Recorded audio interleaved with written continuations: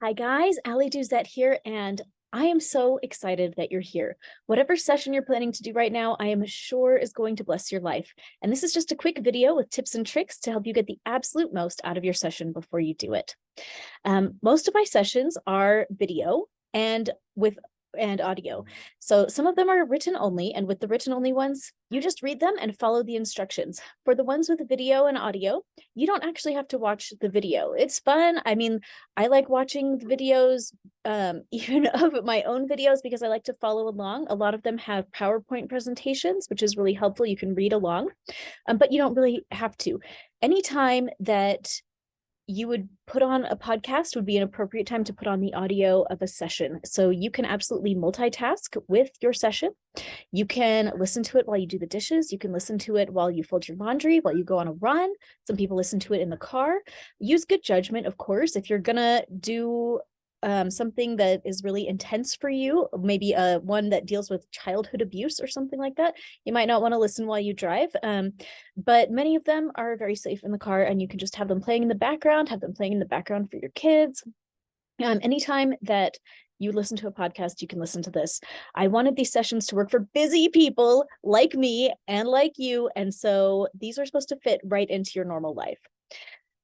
For most of my sessions, we use guided imagery as a key component. Guided imagery just means that I'll guide you on creating mental images to work through emotionally. Your job is to sit back and follow along in your mind.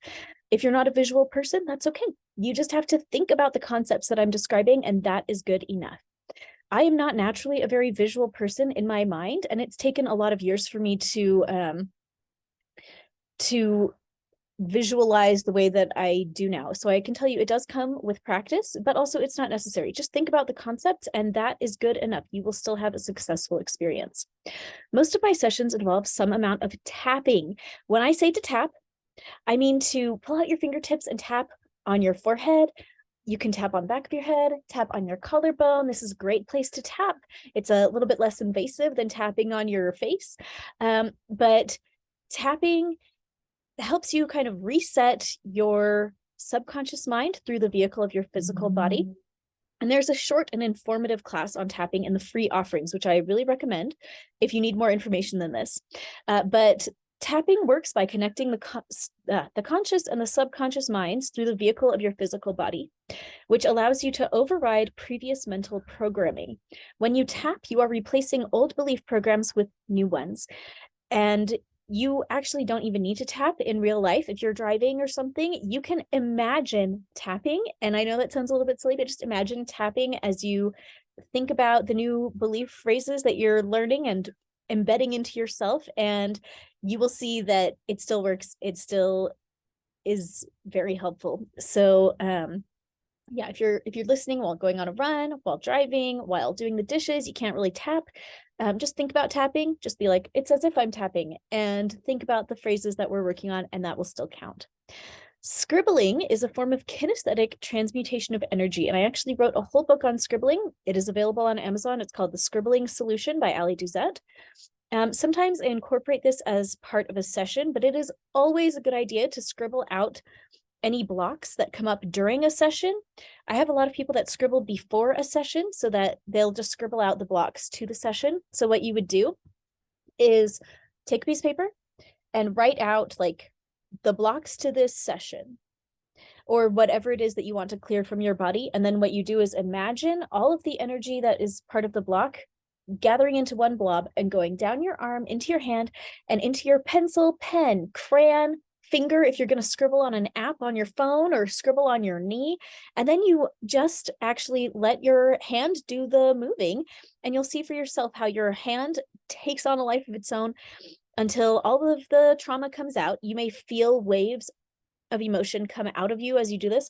And in the end, it'll start naturally making this kind of shape, like a horizontal zero shape, that it looks like an empty hole. And that's what it is. It means that you've gotten out the block. If you have trouble getting to that point, you can just keep smashing up the energy in your mind with a hammer until it's quite small, and you can manually force the empty circle and see if that helps you feel emptier. Sometimes that is a great way to just skip to the end. And there are thorough scribbling instructions in the free offerings. So I recommend checking those out. Here are a few quick tapping scripts that we can practice right now for scribbling. If you feel like scribbling doesn't work very well for you, go ahead and tap, tap, tap, and say with me, I am now accepting the true instructions on how to use scribbling to clear negative energies from my body. I don't know how I am suddenly so easily able to heal old traumas through scribbling. I only know that I am now. I now accept a copy and paste of Allie's understanding of how to use scribbling into my own energy field. Go ahead and put your hands on your heart. Breathe it in. Okay, let's talk about resistances to the session. Oh, my baby is knocking on the door. When you are feeling resistance to a session, sometimes that can show up in a few different ways, such as tuning out, feeling distracted, falling asleep, or not making time to complete the session. If you feel like you're having trouble getting the session done, it can often be because of a resistance. When you are consistently struggling to stay engaged for an entire session, that means that your subconscious mind is resistant to whatever is going on in that session.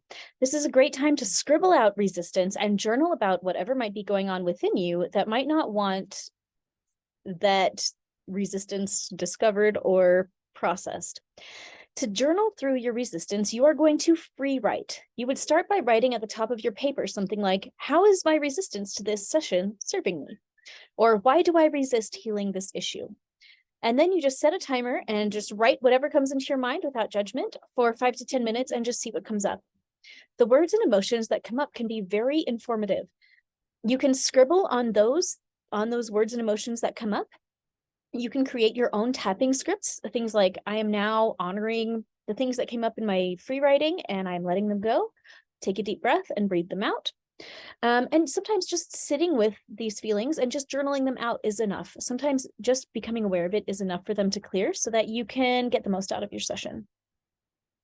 How to tell if a session went through. You can follow along with a session 100%. You can do everything that I say, and sometimes it doesn't mean that you're going to receive 100% of the benefit.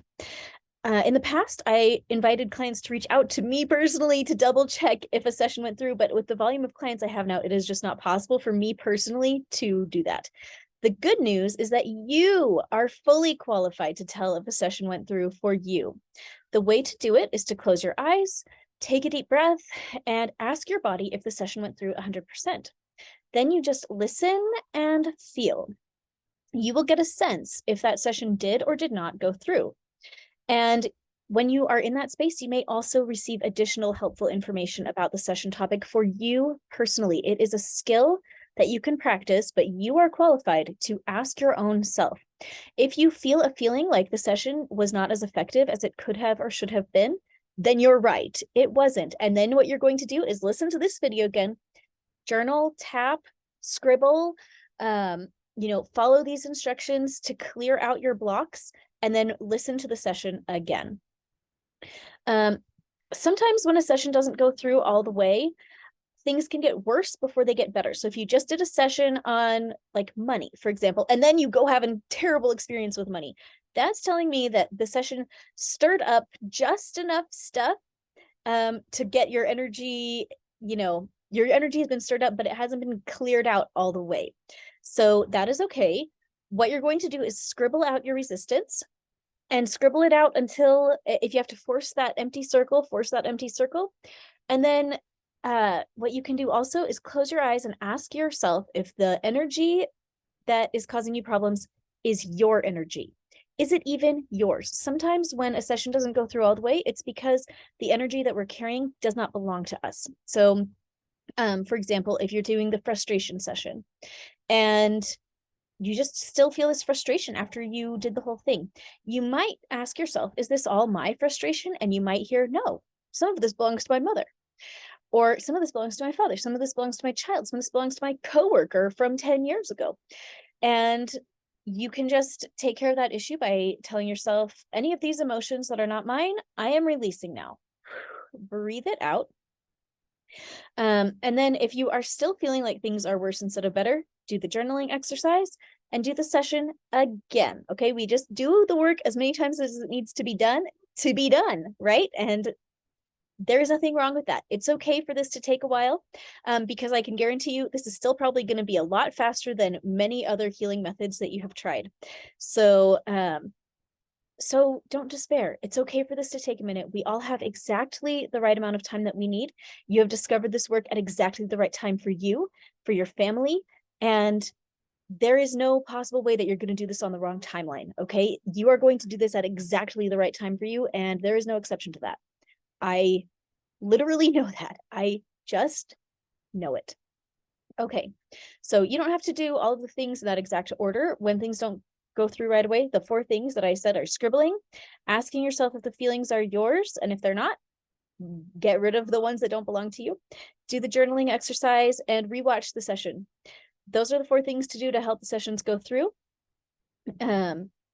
One thing that I always recommend is that every human do the foundational sessions before doing any other session. If you are doing a session before you have done, you deserve to heal. Calling back your power, reset your polarity, and grounding, I recommend that you go back and do those. Those are foundational for a reason.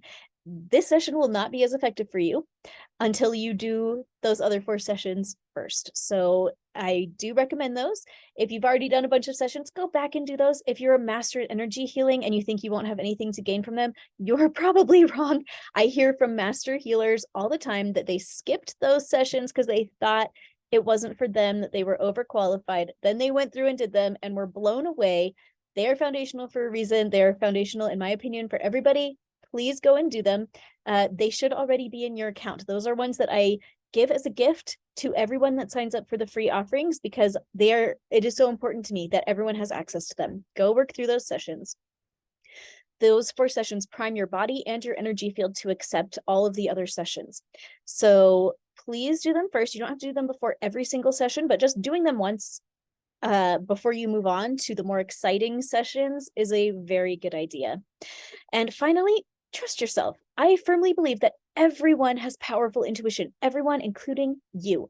And if you do not feel like you know how to use your intuition, that is okay. And you will see as you work through these sessions that your intuition develops over time. It is okay to tune into your own body, ask yourself questions, and act based on those answers. Asking questions is the most meaningful application of human intelligence, and you are capable of asking the exact right questions for yourself. You are capable of asking the questions, even if you have to ask, body, what are the questions that I should ask? Then listen. And then write down the answers that you get, and then ask those questions, and then listen and write down the answers that you get. It can be that easy, and you are qualified to do this. So, thank you for being here. Thanks for listening. You don't have to listen to this introductory session before you do all of your sessions, but I recorded it to put in front of every session so that no matter where you start on your healing journey, all of this information is ready and available for you wherever you are. So thank you so much for watching. Geez, I just love you so much. I'm so glad that you're here, and I'm so excited that you and I get to work together to help save the world. That is what this is all about. Every time you heal yourself, you're healing everyone around you. Every time you heal yourself, you're giving permission to everyone around you to heal also. So take a deep breath. It's okay to focus on yourself for a minute. And I will mention you can watch these sessions on behalf of your children. And how you would do that is after you go through and do a session for yourself, once it has gone through 100%, you've tuned in and said, body, did this go through 100%? You get a big sparkly yes in your body, in your feelings. Then you can go back through and say, I am watching this on behalf of my daughter, Susie. And you're going to imagine that you're watching the session or doing the session on her behalf, and you will see for yourself that you literally feel different when you do it on behalf of someone else. And then at the end of that session, you say, okay, I'm done doing this session for Susie. Kind of close it up. And that's that. It's that easy. I always say you have permission to do the sessions for people that you are a legal guardian of. If you can sign for them at a hospital, if you can open a bank account in their behalf, then you are authorized to do energy work on their behalf. If you cannot sign for them legally, then you do not have permission to do energy work on their behalf. In that case, you can kind of offer it up as a gift for them and say, I'm doing a session as a gift for this person that they can accept or reject. I recommend not doing that Actually, I know it sounds very tempting because we all want to save everybody else, but if you have a choice between doing a session for yourself, knowing that you want it done, or doing it as a gift for someone whose energy field is clearly in a self-sabotage space, so they probably won't accept it, I will vote for you focusing on you, because the more you can heal yourself, the more you will be able to help everyone else around you. So, yes, you can work on your children. If your spouse gives you permission to do a session on their behalf, you can do that. But other than that, I really would focus on you. So, okay, here we go. The end of this little introduction. Thank you for being here. I think you're the best. I love you so much, and have fun in your session.